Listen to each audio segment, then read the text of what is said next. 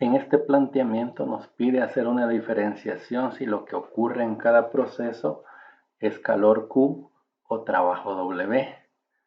Entonces tenemos que tener bien claro que los casos en los que ocurre calor es cuando hay una diferencia de temperaturas, es decir, una temperatura inicial y una temperatura final, independientemente si la inicial o la final es mayor o es menor, pero siempre hay un flujo de energía desde un cuerpo a una temperatura hacia un cuerpo a diferente temperatura. Eso es lo que caracteriza el calor. Y cuando hablamos de trabajo, nos estamos refiriendo a una situación en la cual se dan ya sea fuerzas o ya sea desplazamientos. Entonces, para distinguir cuál de ellos es el que está ocurriendo, tenemos que basarnos en eso. En el literal A tenemos la sopa B en un sartén que descansa sobre una estufa eléctrica A. Siempre vamos a ver el caso de A hacia B.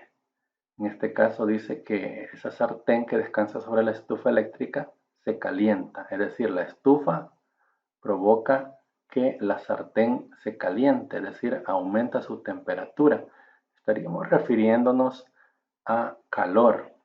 En el literal B, la luz de una bombilla incandescente fluye hacia los alrededores. Como sabemos, si tocamos o nos acercamos a un foco, vamos a percibir un aumento en la temperatura, es decir, que también se refiere a calor. En el literal C, se comprime aire en una bomba de bicicleta, haciendo que se caliente. Quizás ya hemos hecho eso cuando inflamos una llanta y cada vez que nosotros hacemos fuerza sobre el pistón, el aire se calienta y observamos un desplazamiento. Entonces en este caso nos referiríamos a trabajo. En el literal D, sus manos son calentadas cuando están frente al fuego. Igualmente en este caso, el fuego transmite una diferencia de temperatura hacia las manos, por lo tanto estamos refiriéndonos a calor. En el literal E, la atmósfera calienta una nave espacial que ingresa a ella. Como sabemos, cuando las naves espaciales ingresan a la atmósfera, experimentan una fuerza de fricción con sus partículas y eso hace que se calienten a una temperatura demasiado grande. En este caso, como nos estamos refiriendo a una fricción, la cual es una fuerza, esto sería un trabajo. En el literal F, una tarta caliente se pone más tibia mientras descansa en la cocina.